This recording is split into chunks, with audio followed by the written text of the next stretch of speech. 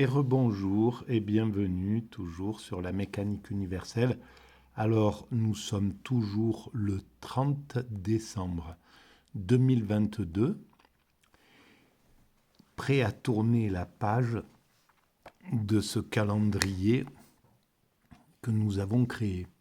Alors, je suis toujours sur la lecture des lettres de la lettre au Hassidim sur l'extase de Dov Baer de Lubavitch.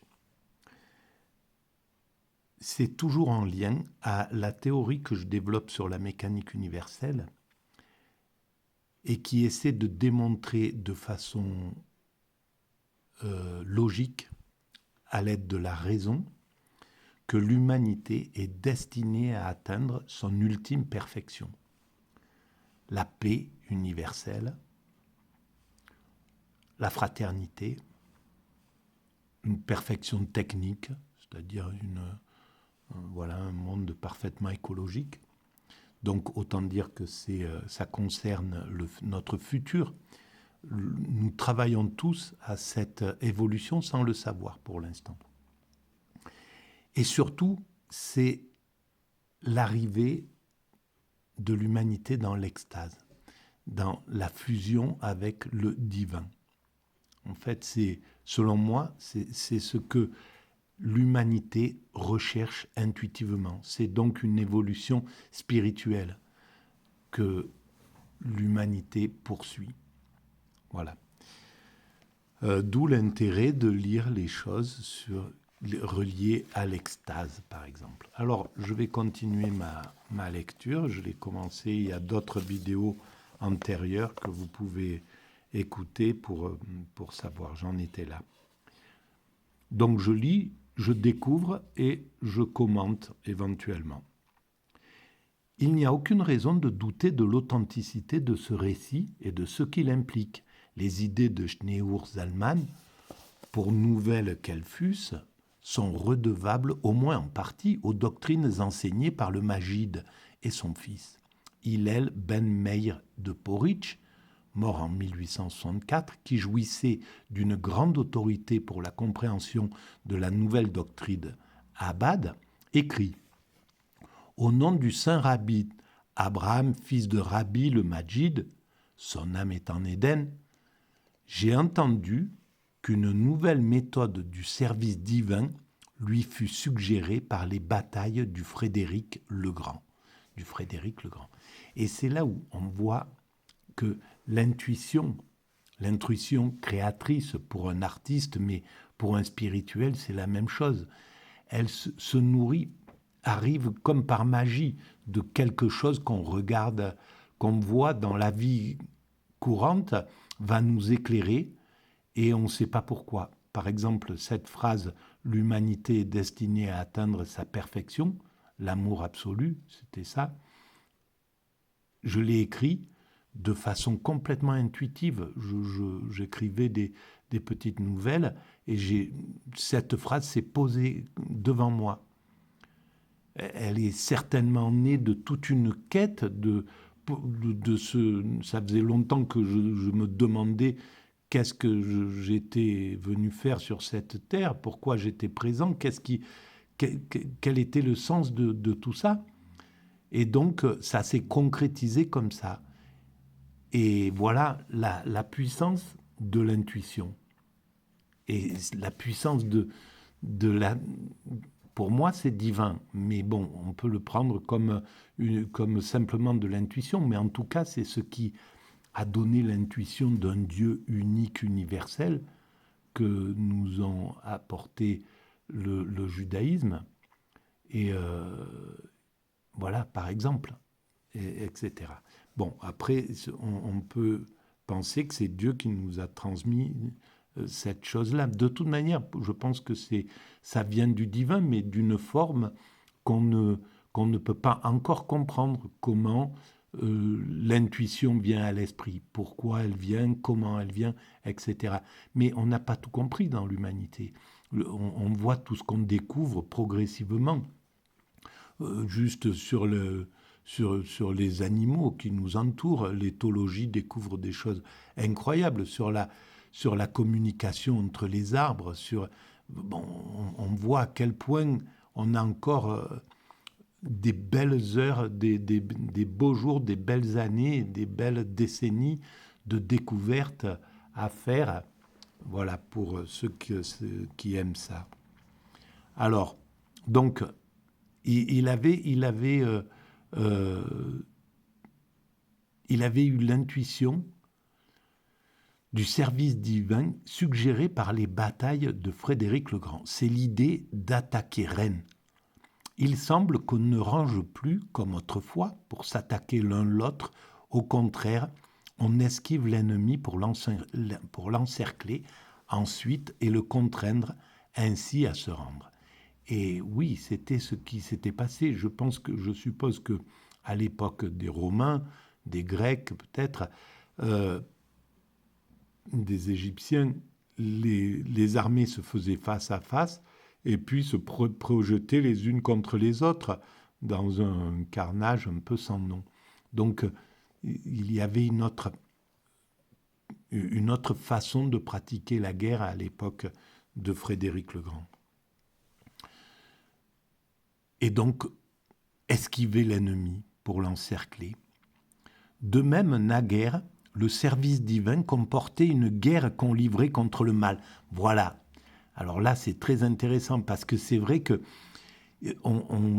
c'était radical au tout départ de la religion et c'est légitime. Tous les débuts des choses sont toujours carrés, sont toujours assez stricts. Et puis progressivement, elles s'adoucissent, elles s'enrichissent, etc. Elles prennent conscience de tout un tas de choses. C'est comme ça que se développe l'humanité en réalité. Et c'est pour ça qu'on va vers l'adoucissement progressif des comportements, des agissements, etc. Même si on a l'impression de l'inverse. Mais ce n'est pas le mal qui se développe dans l'humanité, c'est notre sensibilité au mal. Ça, c'est ce que j'ai écrit au tout début de la mécanique universelle. Ce n'est pas le mal qui se développe, mais notre sensibilité au mal. Le mal est en régression permanente, ce qu'on appelle le mal, et qui n'est pas, qui est juste l'aide pour le bien d'émerger. Voilà, c'est un outil pour que le bien émerge de plus en plus. Et je pense que c'est ce que le hassidisme a compris. Donc contre le mal, une guerre qu'on livrait contre le mal. Par ce type de... Alors,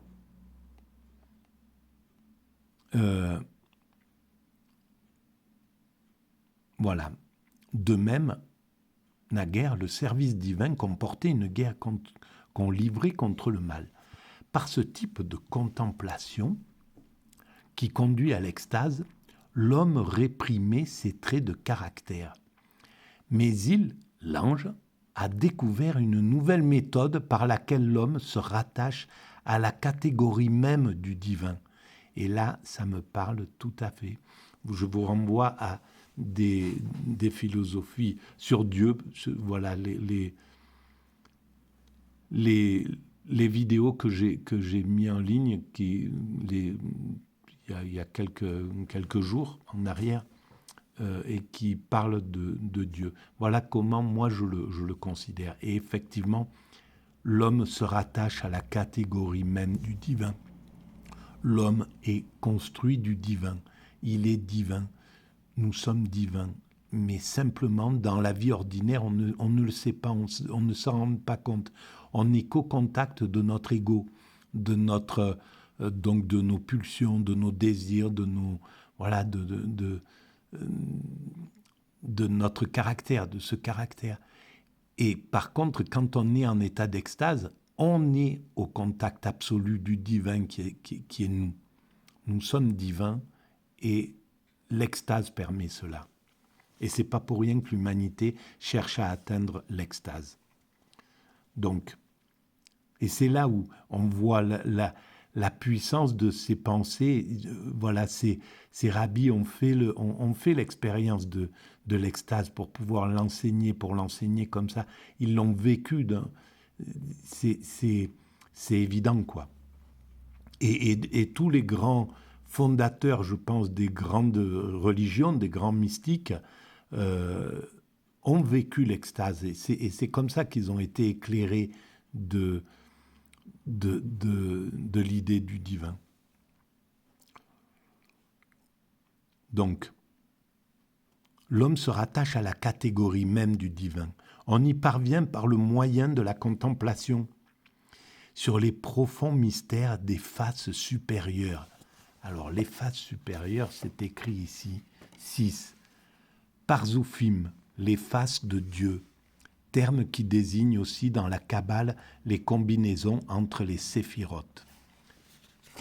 Donc, les faces de Dieu. Alors, voilà. On y parvient par le moyen de la contemplation sur les profonds mystères des faces supérieures. Donc, de toutes les faces du divin, de voir le divin dans son ensemble. La création, elle est divine, c'est divin. De pouvoir voir la face de Dieu de partout, même dans le mal, c'est ça qui est assez incroyable en définitive dans la vie. Ou du sens des commandements divins. Et la divinité dans la beauté dans les religions, dans les commandements qui sont faits par les religions. Évidemment, il y a peut-être des choses qui sont obsolètes dans les commandements et qu'on doit dépasser parce que ça doit évoluer, évidemment. Mais le fond, il est vraiment tourné vers le bien de l'humain. C'est pas les livres sacrés, le Talmud, etc. C'est fait c'est par amour pour les hommes qu'ils ont été faits. Le Coran, la Bible, le Mahabharata, les livres du Tao, etc. Ils ont été faits par amour pour l'homme. Ils correspondent à l'amour pour l'homme. Alors après, ils étaient faits à un moment de l'histoire. Donc, il y a des choses que, d'ailleurs, c'est des choses, quand on aime le spirituel, on glisse dessus sur les choses qui sont ou violentes ou voilà, qui dépassées. On n'y fait même pas attention en réalité. Ou du sens des commandements divins. Ceux-ci n'ont absolument aucun rapport avec l'extase de l'amour. Et pourtant, la lumière divine est, d'en haut, tirée vers le bas pour investir le mal jusqu'à ce qu'il se trouve vaincu. Exactement. Il, l'ange, ajoutait qu'il y a une autre différence. Selon les anciennes méthodes du service divin, la bataille s'engageait en un point à la fois. Ainsi, un homme plongé dans la contemplation de ces sujets qui concernent l'extase de l'amour parvenait à l'extase de l'amour et par là transmuait les amours mauvais. De même, plongé dans la contemplation de ces sujets qui concernent la crainte, il atteignait à l'extase de la crainte et transmuait les craintes mauvaises. Mais selon la méthode nouvelle, l'homme est attaché au divin même, globalement, en sorte que la conquête du mal et sa transmutation sont effectuées dans tous les détails à la fois. Cette voie est certes très élevée, et cependant elle convient tout particulièrement aux âmes humbles de cette génération qui ne peuvent nullement l'emporter sur le mal au-dedans et qui sombrent dans un état de mélancolie lorsqu'ils désirent rechercher le pourquoi et le comment au plus profond de leur cœur, et lorsque même ils ne recherchent pas au-dedans, mais simplement s'attachent à cette forme de contemplation qui concerne l'amour et la crainte divin. Il ne s'ensuit ni amour ni crainte, comme il est simplement expliqué dans le Tanya de Schneur Zalman. Et là, c'est là où c'est vraiment intéressant. Cette voie est certes très élevée, et cependant elle convient tout particulièrement aux âmes humbles de cette génération qui ne peut nullement l'emporter sur le mal.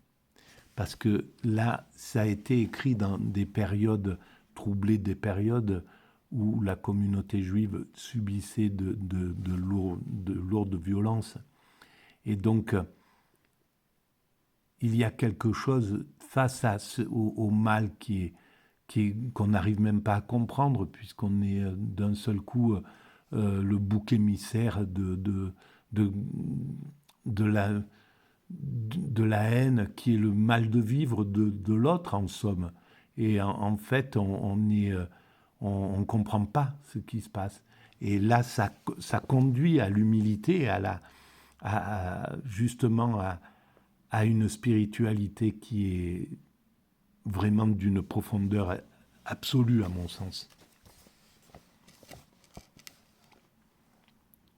C'est pourquoi notre maître et guide, son âme est en Éden, c'est beau, son âme est en Éden, son âme est en paradis, recommandait que l'homme ne s'engage en nulle autre forme de contemplation que celle de l'attachement au divin même. Voilà, en fait, que c'est s'attacher, c'est fusionner avec le divin qui est une somme d'amour, qui est l'essence de l'amour. Donc c'est une forme de fusion avec l'amour, quoi, en somme. En une méditation profonde, alors tout naturellement, tous les fauteurs de mal seront dispersés et terrassés. Hillel Ben Meir, et c'est vrai que c'est exactement ce qui se passe. Et même s'ils arrivent un peu, les fauteurs de mal, même s'ils arrivent à leur conclusion, à faire des dégâts, mais ils ne gagnent jamais. Ils sont toujours terrassés, en fait. C'est pour ça que, finalement, l'optimisme est de mise, quoi. Il ne gagne jamais le mal. Il est juste là pour obliger l'homme à s'améliorer de plus en plus. Hillel Ben Meir conclut que telle est la base de Abad et du Tanya, l'œuvre classique de Shneur Zalman, appelée aussi l'Ikouté Amarim. Shneur Zalman mena cette idée jusqu'à sa conclusion logique. Il faut combattre le mal en l'homme par la méthode indirecte de la contemplation et non par une confrontation directe. C'est juste. En outre, le sujet de la contemplation ne doit pas porter sur les caractères malfaisants du mal et la valeur du bien. C'est ça, incroyable. Ça ne doit pas porter sur le caractère malfaisant. Il ne faut pas s'arrêter à ça. Justement, il faut voir que le mal, c'est autre chose que ça. Il faut que l'homme médite sur les mystères divins, sur Dieu et ses rapports avec le monde créé. Si le monde a été créé comme ça avec le mal, c'est qu'il y a une raison. Le mal est un outil du divin pour évoluer vers cette perfection. Ces rapports avec, c'est ce que j'écris d'ailleurs sur la mécanique universelle. Ce qui insufflera à l'homme la divine lumière et le mal en l'homme sera vaincu de lui-même. Comme dans l'ensemble de l'enseignement hassidique, le ravissement du cœur a une grande valeur dans le Habad, mais doit être le fruit de la contemplation dans le sens que nous avons indiqué. Voilà, je vais m'arrêter là pour cette vidéo.